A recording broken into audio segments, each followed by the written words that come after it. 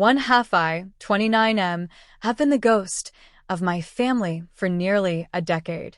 I'm the middle child, the one who didn't become a surgeon like my older brother or a corporate lawyer like my younger sister. I work in specialized logistics and estate liquidations. It's boring to them, but it's a high-stakes business that has made me more money than they realize. For years, I was only invited to holidays if they needed someone to move heavy furniture or drive my grandmother to her doctor appointments. When I stopped being useful and focused on my own life, the texts stopped coming. I was effectively erased from the family narrative. This Thanksgiving was different. My mother sent a frantic, overly sweet text 2 weeks ago begging me to come home. I knew something was up, but I didn't realize how deep the entitlement ran until I actually sat down at the table. The house was exactly how I remembered it. Expensive, cold, and filled with people who only value you if you're an asset to their image. My father, a man obsessed with legacy, didn't even look up from his wine when I walked in. My brother and sister were already there, whispering in the corner like they were plotting a takeover. The air was thick with a tension I couldn't quite place until the main course was served. My mother didn't even wait for the turkey to be carved before she dropped the act. She said, with that practiced, manipulative fragility she uses to get her way, that they had been talking to the family accountant.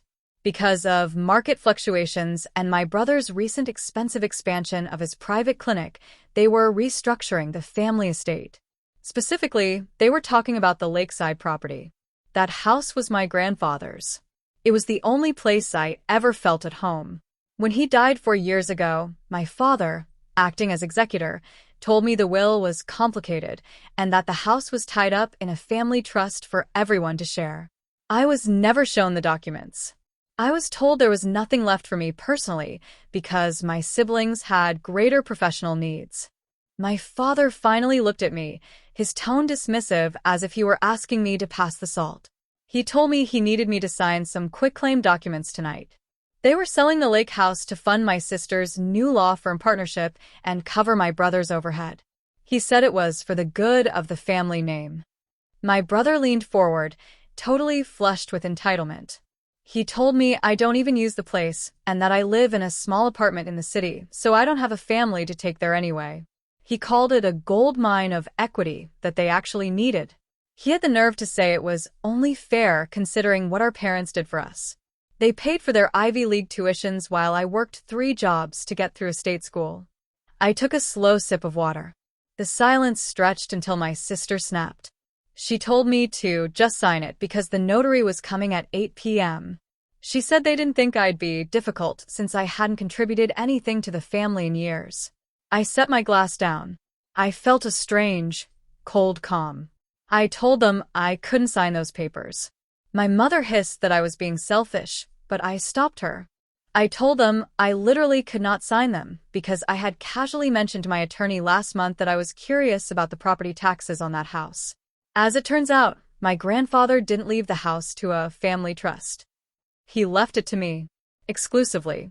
He used a life estate deed that converted to fee simple ownership the moment he passed. The color drained from my father's face. He dropped his fork, and the silver clattered against the china. He stammered, asking what I was talking about since he was the executor. I explained that he was the executor of the residuary estate, but my grandfather was smarter than he gave him credit for. He knew my father would try to strip mine his legacy to fix his own financial messes. Grandfather recorded the deed 3 years before he died. I told them I had been paying the back-end insurance and taxes through a third-party management company I set up 2 years ago when I figured out they were lying to me. My brother slammed his hand on the table, accusing me of knowing this whole time and letting them think they had a claim. I told him I'd known since the funeral. I wanted to see how long it would take for them to tell me the truth. It took 4 years and a desperate need for cash. They didn't invite me for dinner. They invited me for a heist. My father's loving patriarch mask slipped. He told me I would sign the house over because they had debts. He said my brother was in a legal hole and my sister's career depended on it. He threatened that if I didn't, I was dead to the family and would be cut off from everything. I told him I'd been dead to them for a decade. But I wasn't done. I reached into my bag and pulled out a manila envelope. My father stared at it like it was a snake. My brother, used to bullying people, told me I was bluffing and that I was just a jealous type making up a legal fantasy. I told him to sit down. I opened the envelope and slid a stack of documents across the table. While looking into the lake house, I noticed something odd in the county records. The taxes weren't just being ignored. They were being paid through a shell company. I followed the paper trail of the estate liquidation. Grandfather didn't just leave me the house. He left a series of municipal bonds and a private investment portfolio worth about $2.1 million. According to the probate records my father filed, that portfolio supposedly suffered market losses and was liquidated for hospice care. But I had the invoices. Hospice was fully covered by insurance. I looked my father in the eye and told him I found the shell company in Delaware. He was the authorized signer. The funds from that portfolio didn't vanish. They were moved into an account that had been paying out consulting fees to my brother's clinic and my sister's law school tuition for 3 years. My sister started screaming that it was family money and that I was just a glorified warehouse worker who didn't need it. I corrected her. It wasn't family money. It was my money by law. What my father did is called embezzlement from an estate and fiduciary fraud. Under our state's probate code, an executor who misappropriates funds is personally liable for double the amount taken if it's proven there was bad faith. I told my father that because he used a Delaware shell company and moved the funds across state lines, we were looking at wire fraud and a federal nexus. My mother started crying those angry, entitled tears. She asked how I could do this to my father after they fed me. I told her they brought me here to trick me into signing away the only thing I had left of a man who actually loved me. They used my inheritance as a slush fund for their golden children, while I was taking extra shifts to afford rent. My brother stood up and tried to grab the papers. He told me to keep my mouth shut because if I blew this up, my father would go to prison. Then he tried his last dirty trick. He pulled out his phone and said he was calling my boss. He knows the owner of the logistics firm I work for and said he'd tell him I was using company resources for private background checks. He thought I'd be fired before the appetizers were cleared. I didn't blink. I asked him if he meant Mr. Henderson. He said yeah, and that Henderson doesn't like disloyal employees. I told him. Two halves that was funny because I bought that firm 6 months ago through a holding company. I wasn't just a liquidator anymore. I was the owner. I was going to tell them at Christmas, but I figured I'd wait to see if I even got an invite. My brother's phone literally slipped from his hand and thudded onto the carpet. The power dynamic didn't just shift, it was gone. They had spent years looking down on my career, never realizing the junk I moved was the foundation of the wealth I was using to dismantle them. The notary arrived at 8 p.m. I told them he wasn't there for the quitclaim. He was there to witness them signing a confession of judgment and repayment agreements. My lawyer drafted them that morning. They included a clause that if any of them tried to contact me or disparage my business, the grace period for repayment ended and the full balance became due immediately, backed by a lien on the very house we were sitting in.